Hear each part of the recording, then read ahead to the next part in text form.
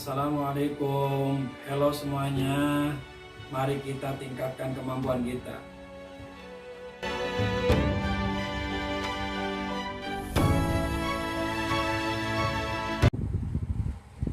Alhamdulillah sahabat, ketemu lagi dengan saya Al-Fakir Faridin Rosadi dalam rubrik kajian fikih. Pada pertemuan yang lalu kita sudah membahas tentang fardu wudu. Yang 3 poin itu ada namanya syarat wudu, fardu wudu, dan kemudian ada batal wudu. Insyaallah pada pertemuan yang sekarang kita akan membahas tentang syarat-syarat wudu. Harusnya kan ininya membahas syarat-syarat wudu dulu ya. Syarat wudunya setelah fardu. Oke, sahabat, kenapa harus syarat? Syarat itu adalah sesuatu atau beberapa hal yang harus selesai dikerjakan saat sesuatu yang lainnya itu yang akan kita kerjakan itu harus membutuhkan hal itu, harus syarat itu, maka disebutnya syarat untuk melengkapi sesuatu yang akan kita kerjakan. Sebelumnya itu harus dilaksanakan dulu. Nah, kita belum mengerjakan wudhu nih. Nah, apa aja yang harus dilakukan? Hal-hal yang harus dilakukan. Persyaratannya apa? Yang pertama adalah beragama Islam.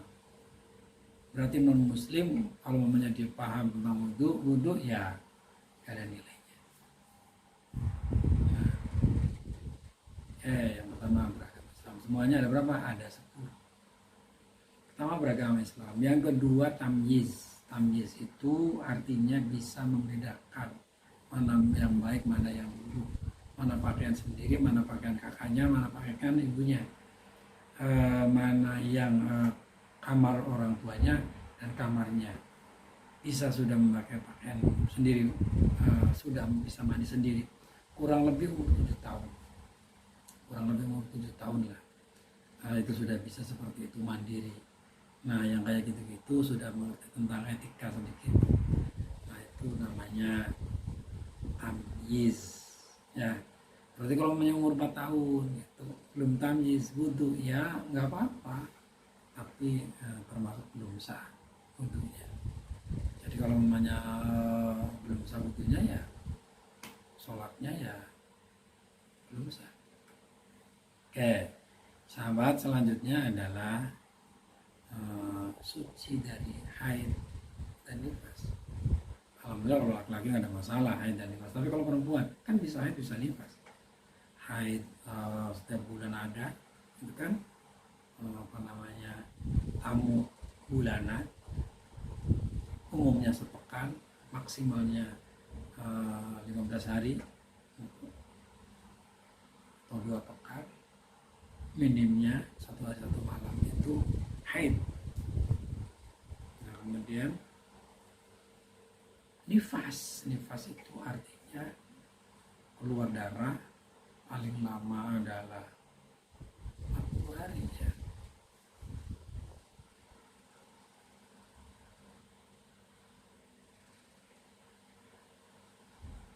Hari.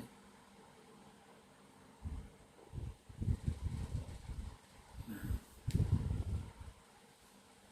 kemudian bisa saja hanya 1 tetes, itu paling sedikit. Umumnya 40 hari, paling banyak 60 hari itu nifas. Lebih dari itu namanya darahnya bukan yang nifas lagi. Perempuan seperti itu habis melahirkan dia. Nah, sahabat semuanya, itu yang ketiga. Yang keempat, terbebas dari hal-hal yang dapat menghalangi sampainya air pada kulit. Kita harus terbebas tuh kulit anggota tubuh kita yang menjadi anggota wudhu ya, dari mulai wajah gitu kan, wajah, kemudian kedua tangan dari sini sampai sini, kemudian sebagian kepala, kemudian kaki. Nah, itu harus terbebas dari hal-hal yang dapat menghalangi menghalangi sampainya air. Contohnya umpamanya aspal nempel di sini, ada aspal, ini harus dihilangkan dulu aspalnya, jangan sampai dibiarkan. Atau cat, umpamanya cat habis ngecat itu kemudian air bisa nggak nyampe, maka harus dibersihkan dulu, dihilangkan dulu supaya apa, airnya nyampe gitu kan.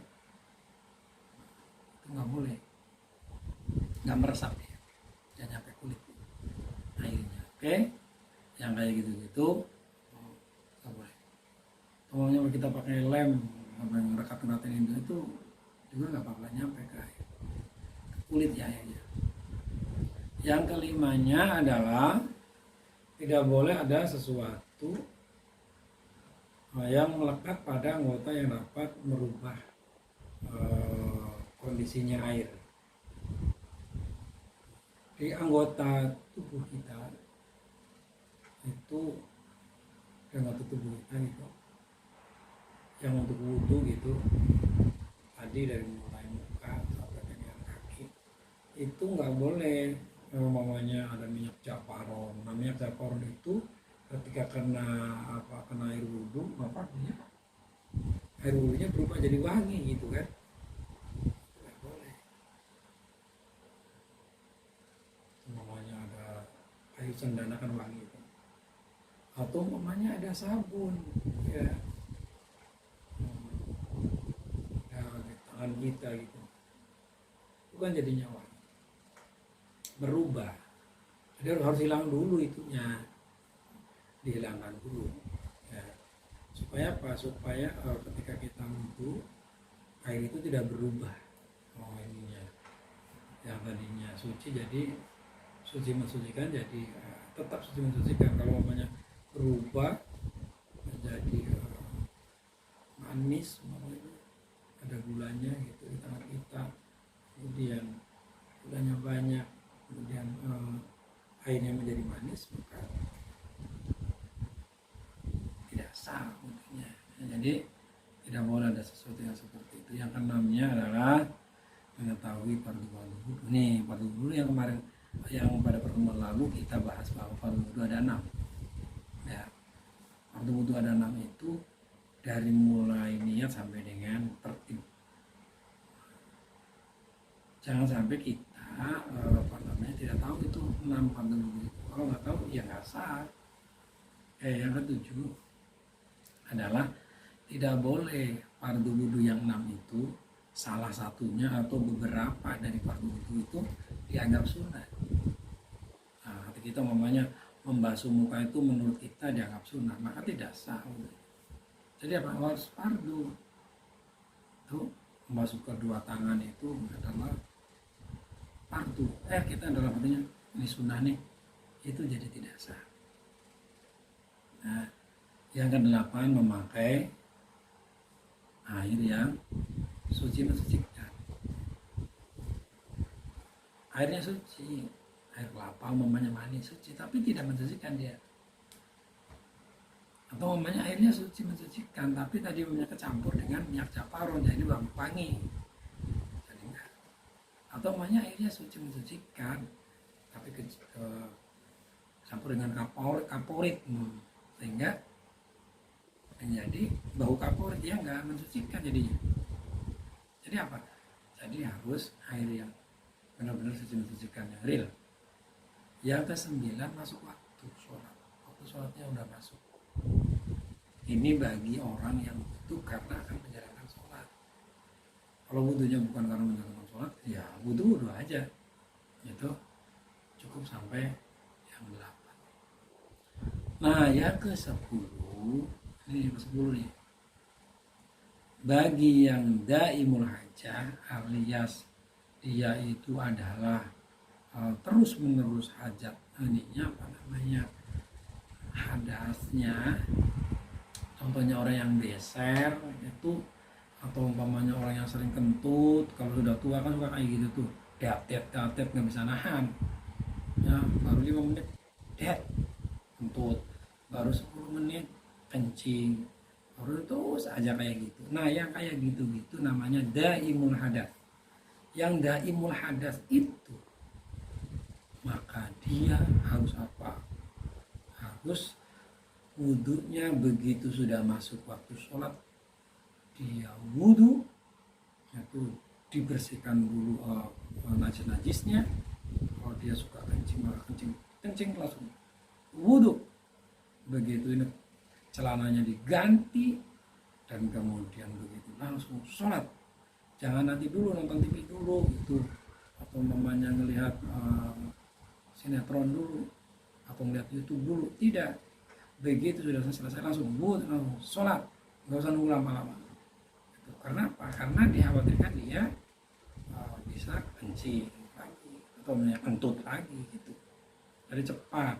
Ini namanya terus menerus. Berarti kalau mamanya orang yang tidak seperti itu, tidak yang daimul haja, biasanya orang yang sudahnya sepuh-sepuh yang ber-70 tahun gitu kan, yang sudah kentutnya kemana-mana, terus brabret, kencingnya kemana-mana terus-terusan. Nah ini harus posisinya adalah terus menerus wudhunya. Dari kapan? Dari mulai membasuh muka sampai membasuh kedua kaki, terus menerus tuh berapa namanya urut-urutan, terus membasuh muka, membasuh kedua tangan, membasuh sebagian tempat tubuhnya, kemudian membasuh kedua kaki sampai mata kaki. Itu tidak boleh putus, terus langsung sholat. Bagaimana kalau mamanya orang yang normal yang tidak daimul aja? Kalau yang tidak daimul hadas, ya wudhunya putus-putus nggak apa-apa. Nah, yang dimaksud terus-menerus tuh kayak apa? Yang dimaksud terus-menerus terus aja selama anggota tubuh yang kita basuh itu masih basah, itu kemudian namanya terus-menerus.